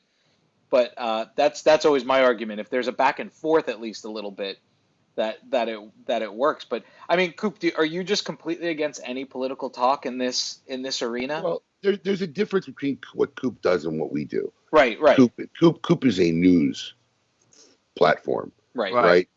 For the most part, we're more of an entertainment platform. My whole motto has always been, I want to reenact what happens on our lounge. When guys are all sitting around and talking, and part of that is sometimes political stuff. I try not to make it political heavy, but sometimes there are things that require a comment, I believe, or I'm passionate about something, I'll throw it out there. It's not too often, but it is part of our world. It is part of what we do. It is part of what the guys smoking cigars in our lounge talk about during the day. So I think sometimes people, especially if you're a first-time watcher of our show, thinking that you're going to get like 2 hours of wrapper, binder, and filler, that's never been what the format of our show has been, right? I mean, we're a cigar-centric entertainment show. That's what we like to highlight the personalities that we deal with. The reason why we have guys like Mike on the show is because Mike's a personality. He's the brand, he's a representative of the brand, and he's we like meeting these people that have created these brands as well. It's great to get to know guys like that. And get to know them better and let our fans know them better. Guys like Coop have already told them about all the lines he carries and what the different wrappers and the binders and the fillers are. I want to know, how long Mike's going to grow his beard before he decides to shave it. Yeah, well, Coop, how come you haven't grown a quarantine beard? I mean, how come you stay clean shaven? Mm-hmm. There are some photos of me with beards, just if you want to really dig. But no, it's more for the day job thing. The beard probably isn't really appropriate. Yeah. Now I gotta ask you a question. Now look to your left or right, Coop. So you got the side runways too. So we've started an official group called the KMA Crew, which is basically cigar guys who are bald. It's a Facebook cigar group. Are you going to join this group? Oh, I'm in. I'll have to, You're gonna shave your head. Oh no, I can't. And then there's a reason I can't shave my head. I'll keep it like this, but I can't, unfortunately. Okay. And I have a skin condition called psoriasis, and it does develop on the sides. So thank goodness I have hair here. It just works out. Yeah. Me too, Abe. That's why I can't do mine. No, I shave mine really short. I just don't like the completely the have like to Bic. do it, dude. The feel is just awesome right after you get a nice clean shave. Oh, I love it. I would nothing more would like them for me to do that because like I'm at a point where it would make sense. Yeah. Mm-hmm. Yeah. Well, then we might have to make you an honorary member of the. That's okay. Also, you got my support. But Mike, the beard looks good, man. I mean, I'm gonna give you credit on that. I think Mike. He's pulling it off. Think Mike, I think the beard's working on Mike. Yeah, it is. I think mostly because it was matching the color of his hair. He doesn't have that two-tone thing going. Yeah, but when you go to Nantucket, are you gonna shave the beard? Because that's not gonna fly there. Well, he's gonna have the barber come to his house. Is there a barber chair in your house, Mike? What's that? Is there a barber chair in your house?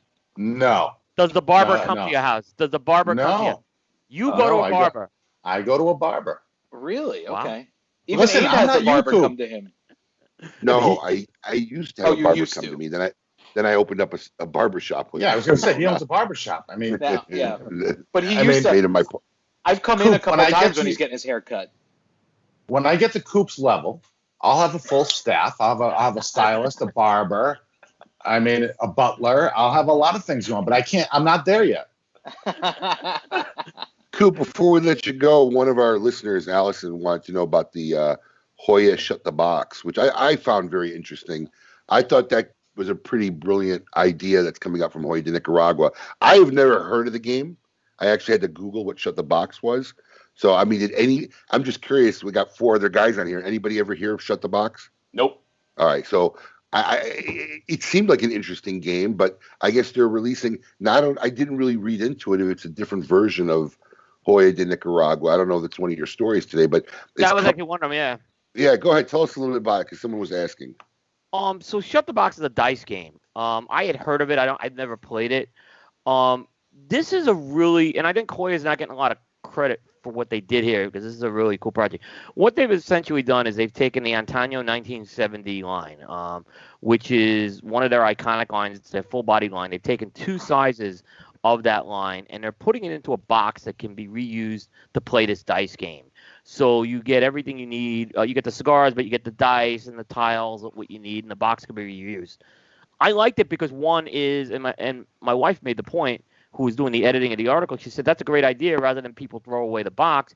It actually looks nice and can be reused. But the other thing that I don't think they're getting credit for, they didn't jack the price up on this. I did see this. Now that you mention it, I did see this. I thought that was a really cool idea. So this is on an existing line. This is on. It's just a new. It's a limited edition packaging they're doing on the Antonio line. Yeah. I mean, it's an interesting game. I know my kids are going to love it. I mean, basically, it just hones your math skills. And there's a version. I think the 9 is math only if the box goes up to 12. And I think theirs goes up to 12. You could multiply the 2 numbers. So if you roll a 6 and a 5, you could either take a 6 and a 5 or an 11, or you could do 30 and do 3 and a 0.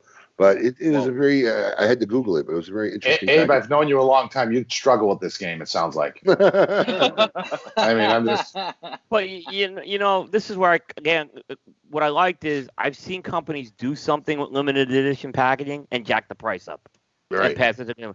This one, they didn't do that. And I was like, this is really a good story that they have here. Well, I mean, honestly, let's face it. It's just a couple of little more pieces of wood. It's not like it went from a wood box to a marble box, or I don't think there was a major increase in cost to them. I'm sure there is, but I'm sure it's extremely not. But I'm sure, but there was an opportunity to jack. Oh yeah, price sure, up. yeah. Right. I mean, God knows, manufacturers will take an opportunity. Right. Most of them will take an opportunity of giving the chicken.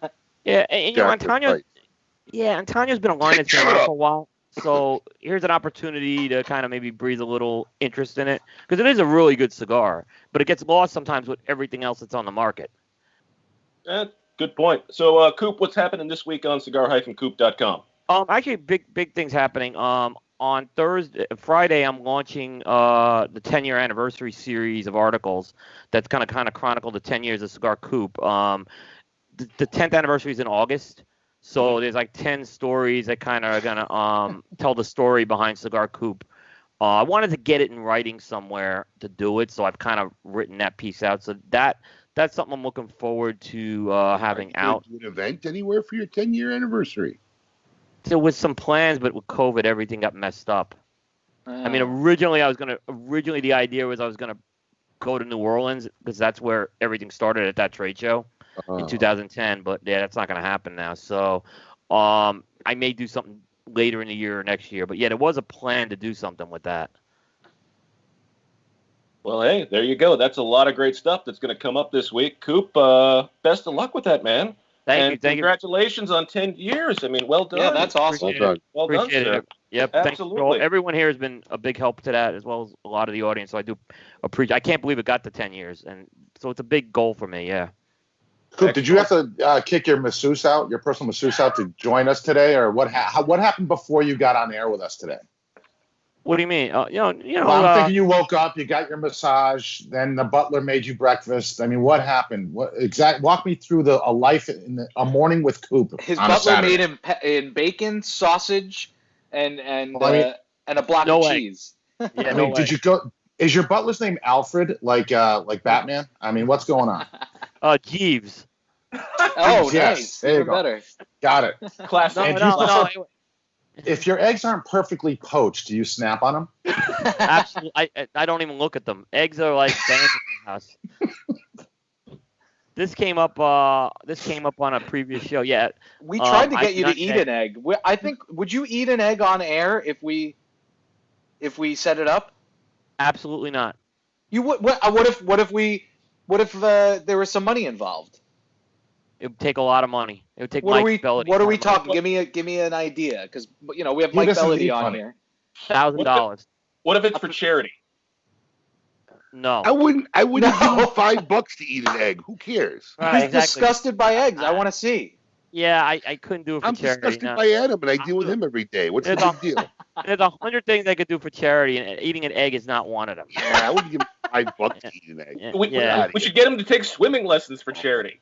I bet a lot of our listeners would fund to a GoFundMe page. I don't think our listeners eat an egg. No, but there's GoFundMe. Make a poll. I don't think our listeners give a crap about watching Coop eat an egg. Yeah, You're just some weirdo that has weird fascinations. Yeah. You have the weirdest fascinations of anybody I've ever met. All right, we'll make a poll. I'll just say, let the GoFundMe page be used for something a little more more worthwhile. Worthwhile, yeah. There's people who really need that stuff right now, yeah.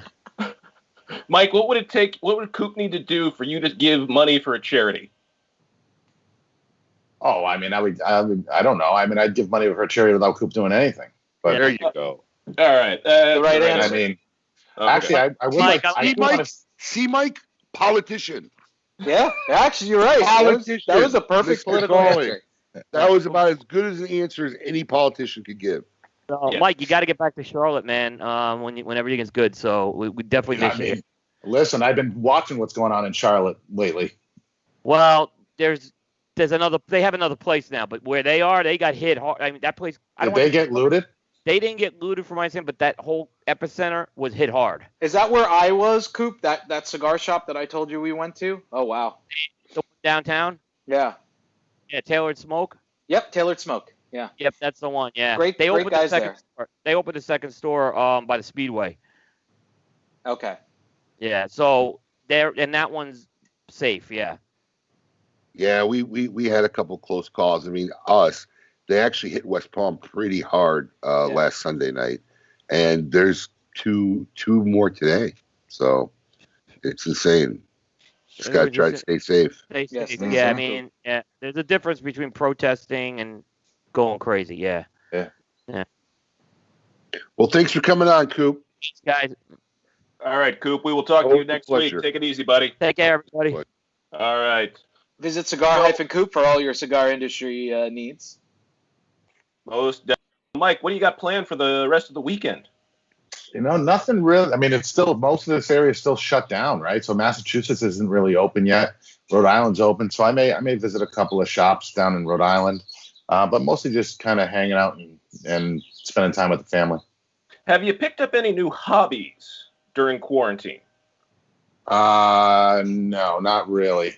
I mean, no, my beard. That's it. I mean, now a few things have clearly grown during this COVID time, and one is my forehead. My gut. Like, I haven't stepped on a scale in 4 months, but my clothes are telling. All my clothes shrunk. Everything else grew. Yeah. My forehead's bigger than it used to be. I mean, it's not good. I sit around now at night and with the kids and I rub my belly and I say, what are we going to name him? Yeah. I mean, there's a reason why I have my camera going from here up, right? Now, Adam, did you read The Insane Asylum? He didn't read the scripted one. I don't even know if I want to read this.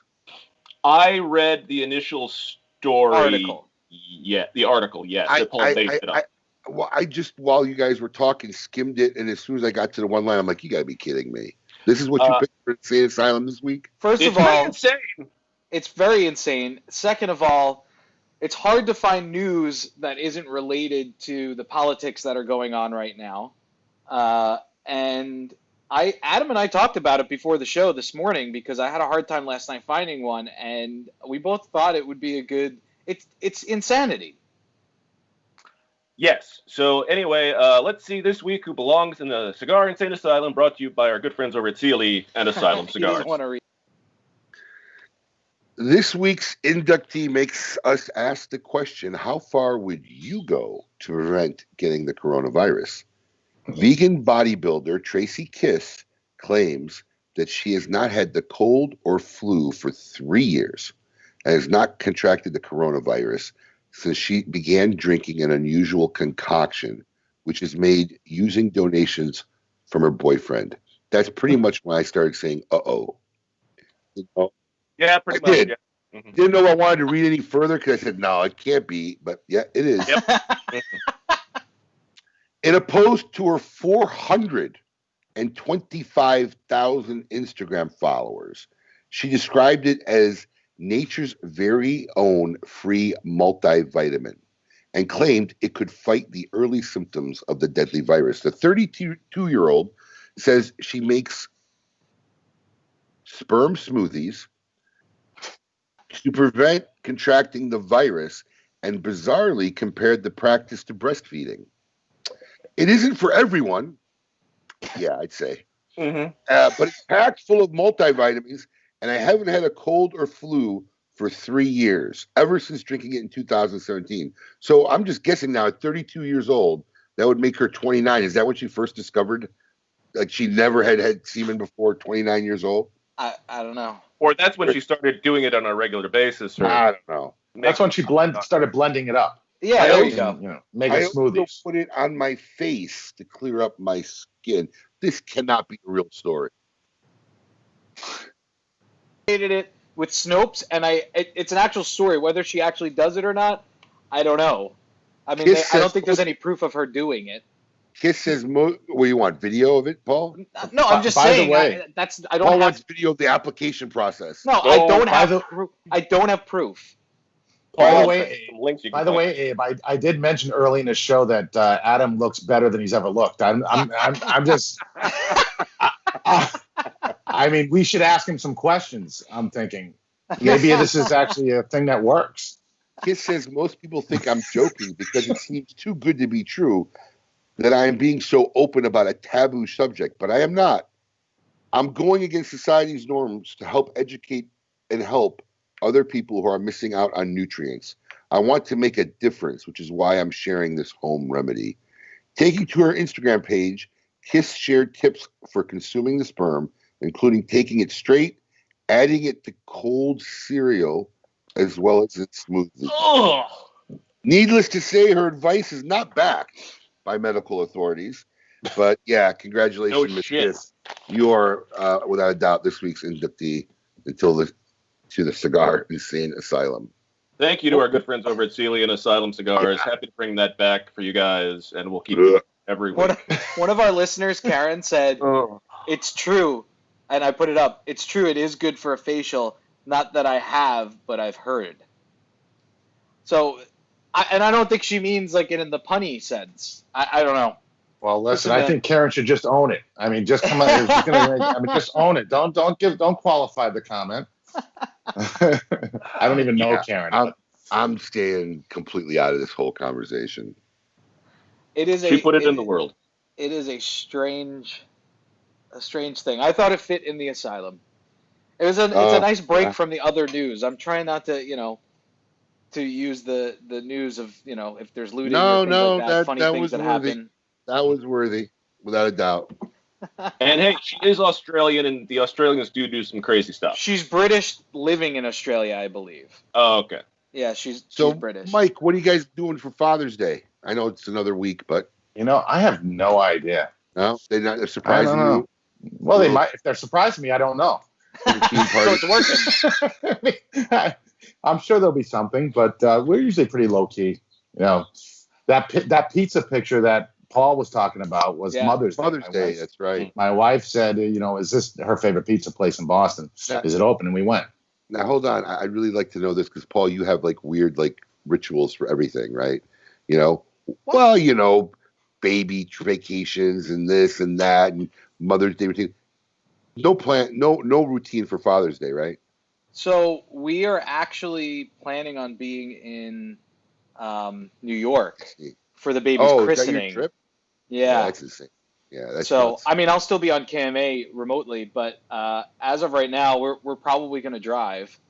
So are you going to start that show by going live from New York? That'd be funny. I could do that. I mean, I'll be on Long Island, but yeah, sure. Still New York. We'll stay out of the city.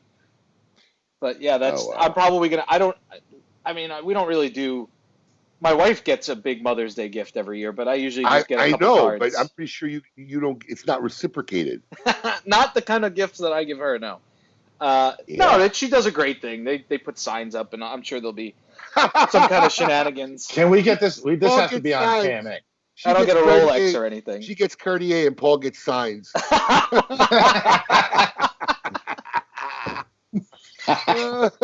He's laughing because he knows I'm right.